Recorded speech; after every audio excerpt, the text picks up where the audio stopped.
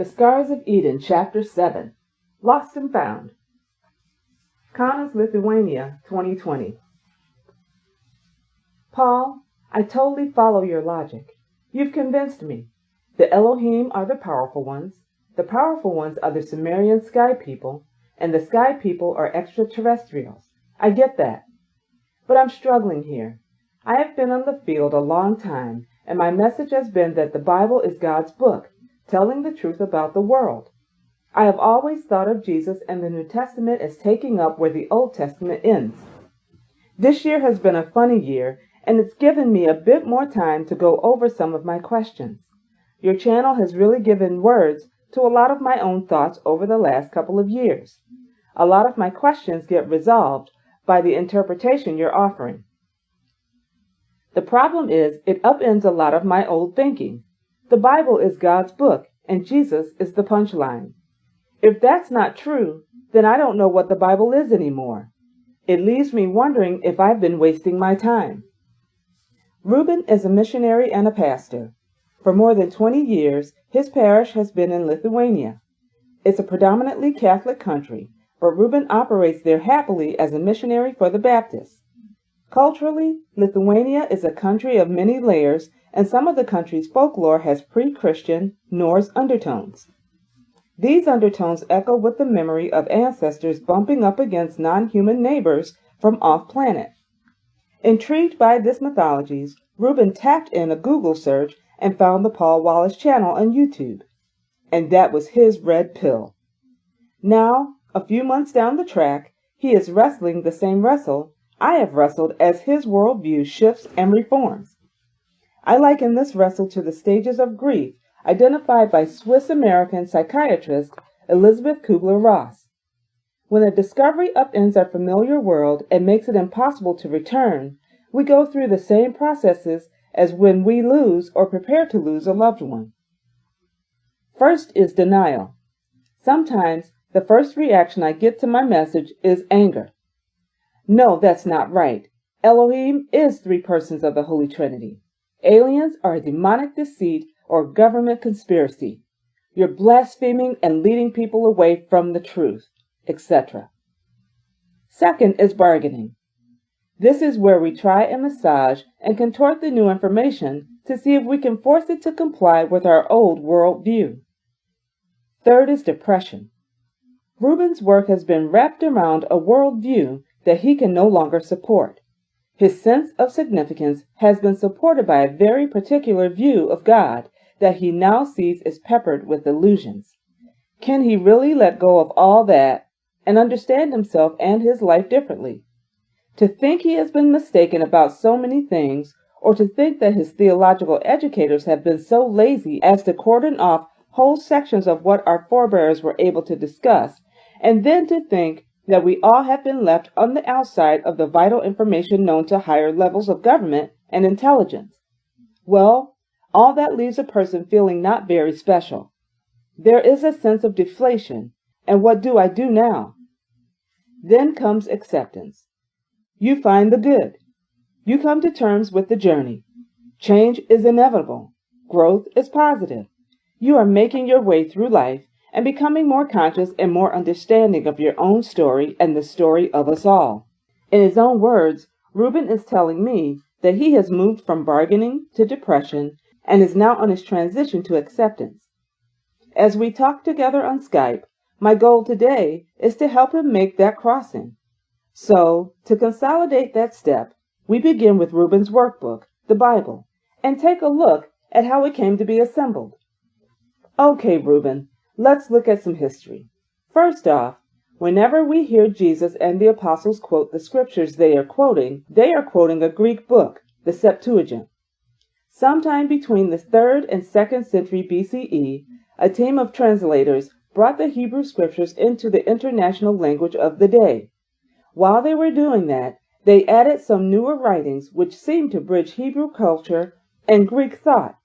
In that collection of writings, you have new ideas about human consciousness, its pre-existence and its survival of death, ideas of other entities, angels, demons, hyper-intelligent and extra-dimensional beings, notions of interdimensional contact.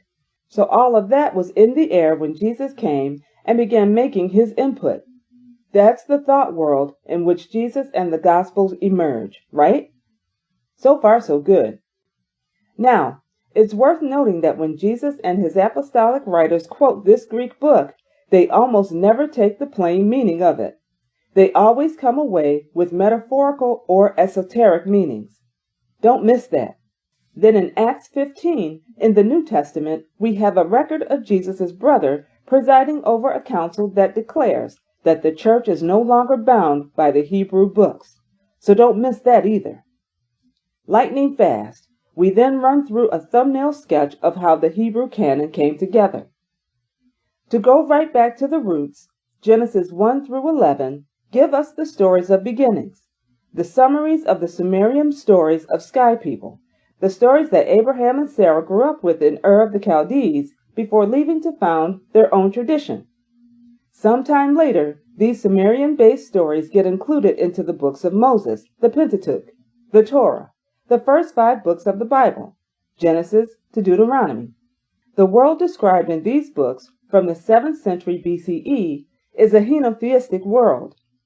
That means there are many powerful ones or gods, but the devout Jewish reader should follow only this one, named Yod-Heh-Wah-Heh. Hence, the 10 Commandments and Joshua's command to forget the other powerful ones. Within the next century or so, the Pentateuch becomes the introduction to a collection of writings called the Deuteronomistic history, which is a sequence of historical stories interwoven with moral interpretations. These books, Deuteronomy to 2 Kings, have been edited together into a single volume intended to unpack the laws by which the ancient Israelites were governed. It's still a henotheistic world, and the violent competition among the powerful ones is what drives many of the Deuteronomistic dramas. In turn, the Deuteronomistic history then becomes the introduction to a body of literature which included some new history with interpretation, some poetry, songs, and proverbs, and writings from prophetic sources. That great diversity of literature becomes the Hebrew canon. Here is where the plot thickens, because by the end of the 6th century BCE, someone has undertaken a major edit to harmonize the diversity of writings into a single work with a unified theology. The multiple Elohim of the Pentateuch have been airbrushed out, almost. The competition among the Elohim of the Deuteronomistic history has been reframed as stories of conflicts on a human canvas. It becomes worship versus idolatry, or obedience versus sin. Monotheism is the word on the street, and Judaism's every culture debt to Sumerian culture has been written out of the story, and every parallel disguised. Many scholars believe this edit was done during Israel's painful subjection to Babylonia, a daughter culture of ancient Sumeria. Perhaps as a consequence of that unhappy context, there is in the retelling of the old stories, a palpable undercurrent of rage. Our God is real, yours is a fake. We will be eternally vindicated, you will be eternally shamed. This us and them narrative undergirds the whole editorial framework for the Bible as we have it, and it shows. So Reuben, when the early church made the decision to glue the Hebrew canon onto the writings of the apostles of Jesus, they brought that same basic framing into Christianity. With that as the introduction to Jesus, what Jesus was on about gets framed as a religion of us and them, worship versus idolatry, obedience versus sin, church versus world, heaven versus hell.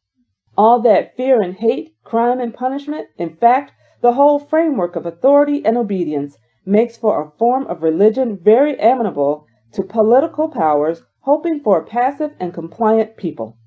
Consequently, it wasn't too long before the Roman Empire found a way to assimilate Christianity. Powerful people began putting up grand buildings to house the church, and the emperor awarded the bishops imperial rank and put senatorial purple on their robes. Of course, the transformation would hardly be complete without a makeover for Jesus as well. If you want a snapshot of that, if you go to Ravenna in Italy, you will find a beautiful portrait of Jesus in the Archbishop's chapel. The mosaic shows Jesus in the finery of Roman military uniform. This Jesus is evidently a soldier of the empire, humbly taking imperial orders and armed so he can mete out imperial justice. In this picture, the very ideas of a good Christian and a good Roman citizen have been indistinguishable. Hey, presto, imperial Christianity! I find that Reuben is in fact very familiar with this whole tract of religious history. With roots in a dissenting tradition within the Christian faith, he has a good nose for detecting the creeping vines of institutionalism. His faith has always resisted feudalized religion and favors the more democratic vision of a priesthood of all believers. So thus far, he and I are on solid ground together. I think you would agree with me that the Gospels look like they have crystallized a good time before the imperial takeover.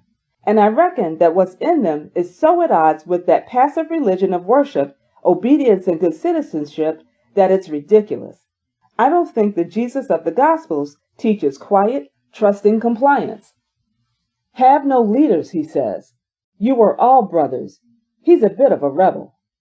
Now, Reuben, I've listened to your preaching online, and that's the Jesus I hear about from you. If you're helping people to follow the teachings of Jesus in the Gospels, I think you're on a strong wicket.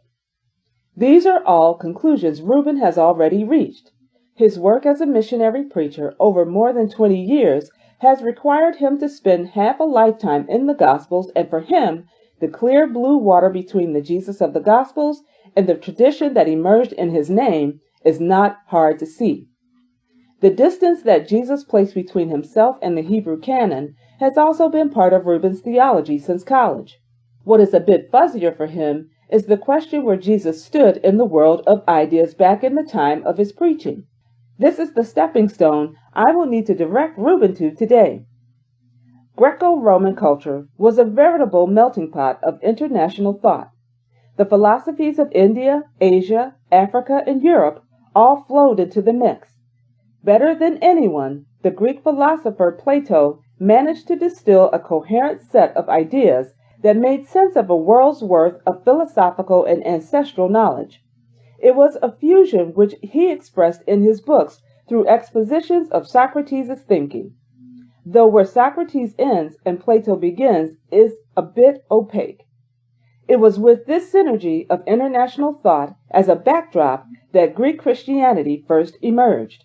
Reuben, to see where he fits in the thought world of that time, you need to take a look at how Jesus relates to Plato. For instance, when Jesus describes his own journey of consciousness, it absolutely parallels what Plato says about all of us. John's Gospel says, "In the beginning was the Word, and the Word was with God, and the Word was God. He was with God in the beginning." Plato says we all begin that way. Before this material life, our consciousness is part of the source consciousness, the divine consciousness. John's Gospel then goes on. The Word became flesh and dwelt among us. We beheld his glory, full of grace and truth. Plato says we all came into this material world to wrestle with that exact same fundamental question.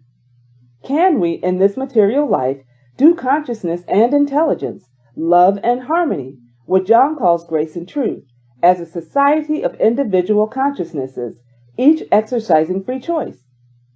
Then at the end of John's Gospel, Jesus says, "Father, I am about to return to you, back to the glory we enjoyed before the foundation of the world." Plato thought that this progression is actually the fate of us all. That's why Plato's followers, including his Christian followers, did not fear threats of hellfire. At the end of this life, they expected some kind of a life review and then for their consciousness to move on to the next thing. For me, in the light of Plato, I look to Jesus and see him more than I ever did as a model. He shows us what is possible. And what I am saying is what many of the early church fathers believed. People like Justin Martyr, Clement of Alexandria, Origen, and Marcion. It's why they hinted at the idea of an Old Testament of Plato and a New Testament of Jesus and his apostles. It's why they quoted Apostle Paul and Plato side by side. Reuben has some recollection of Plato from his theological training of 30 years ago.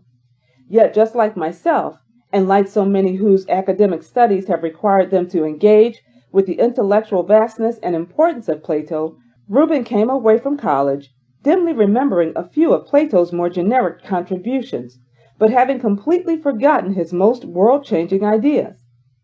When the church fathers I mentioned affirmed Plato and quoted him as an equal, or more pointedly, as a superior intellect to the Apostle Paul, they were affirming a philosopher who championed some powerful and eye-opening beliefs which were soon to become taboo in imperial Christianity.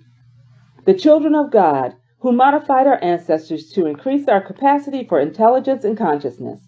This idea resounds throughout the mythologies of the ancient world. The holographic universe and the non-divine craftsman, or demiurgos, who translated the codes or forms and downloaded them into the physical manifestations we are all familiar with. It's like the Matrix in ancient Greek. Our cosmic neighbors, longer lived, more intelligent, and with an advanced knowledge of outer space and residing on their islands in the sky, what the Drona Parva of the Hindu Vedas described as cities in the sky. Today we might call them space stations or unidentified aerial phenomena. The succession of civilizations on Earth. Every few thousand years, he said, the movement of objects in space would trigger extinction-level events, effectively resetting civilization to a virtual zero. The conscious universe, or at least the idea that consciousness preceded and generated this material realm, this idea echoes in 21st century quantum research. Reuben, do you know that Plato described Earth as a globe floating in space? He even had a fair go at describing what planet Earth looks like from a distance. He said it was a surprisingly swirling pattern of blue, white, green, and gold. To my mind, that description is pretty impressive, given he made it 2,500 years ago. I mean, if you look at 1960s popular science fiction, planet Earth is always shown as a spherical version of a textbook map, with land of gold and sea of blue, and not a cloud in sight.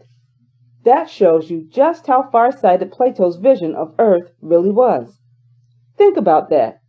How could Plato have conceived of that view of the planet? Some might say, I have cherry-picked Plato's best bits. There are other moments in his books where he appears to repeat another convention, the classic vision of a hollow, flat Earth beneath a domed canopy of sky. However, Plato gives voice to at least 3 sources of information. One source has provided him with the view we recognize today, a planet in space, a swirl of those same colors. How? Our culture didn't see our planet that way until the 1960s. From photographs taken on the Apollo missions, it was in 1966 that the cameras around Apollo 8 took a now iconic photograph of planet Earth, partly shadowed by the moon. The picture was called Earthrise, and it was an absolute revelation. In an instant, how we all conceived of our planetary home was transformed. You can see this incredible epiphany reflected in the 1960s TV series Star Trek. When the show opened in 1966, planet Earth and similar planetary counterparts were portrayed as classic map-style globes of gold land and blue sea.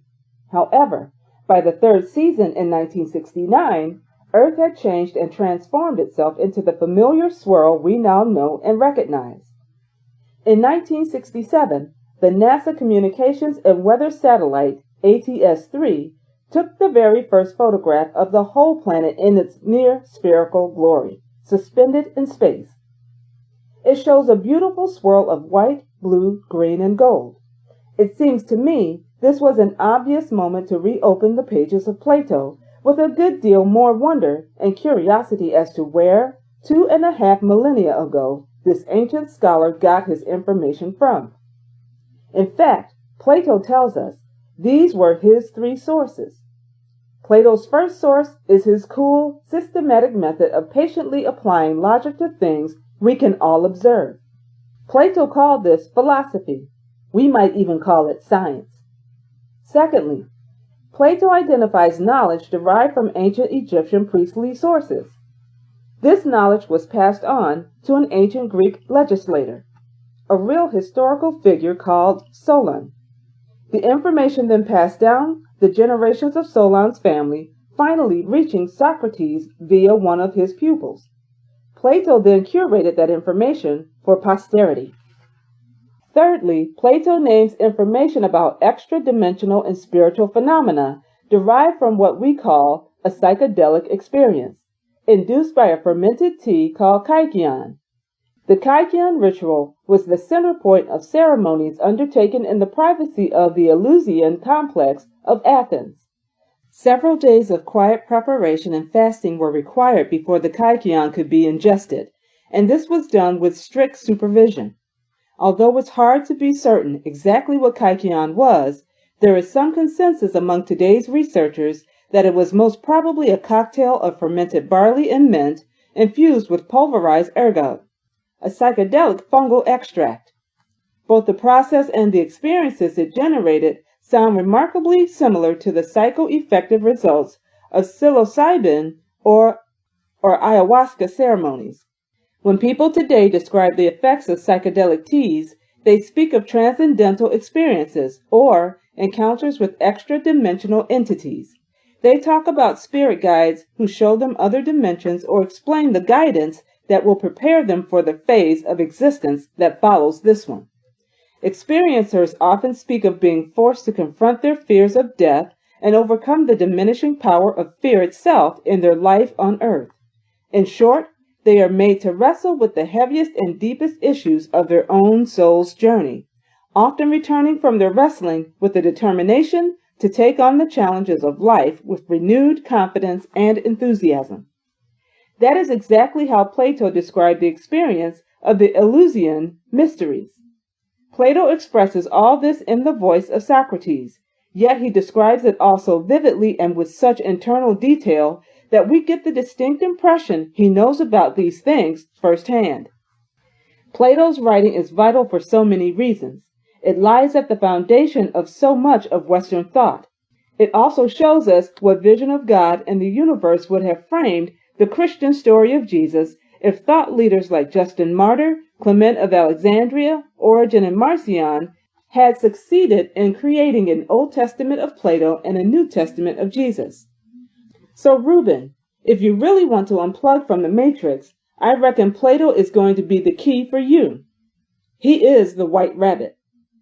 Perched in front of his iPhone in Lithuania, Reuben is massaging his scalp to help him process this overwhelm of information. Wow, Paul, I am really ready for that White Rabbit. I think I knew most of your biblical material, he says, but Plato? I can tell you we did read Plato in seminary, but I guess mainly to quote him for essays on Christian orthodoxy. To be honest, I think I only ever read Plato quotes on handouts. I don't think I ever sat down with a whole Plato book. We just didn't have time. I certainly don't have any memory of reading what you just said. Where are you getting all this? Reuben, next time you take a retreat, sit down with Plato's Phaedo and Timaeus and Critias. Get them through my website. Take them to the beach or up into the mountains with you. I can tell you what's in those books will absolutely blow your mind. That is the end of chapter 7. Peace and blessings to you all.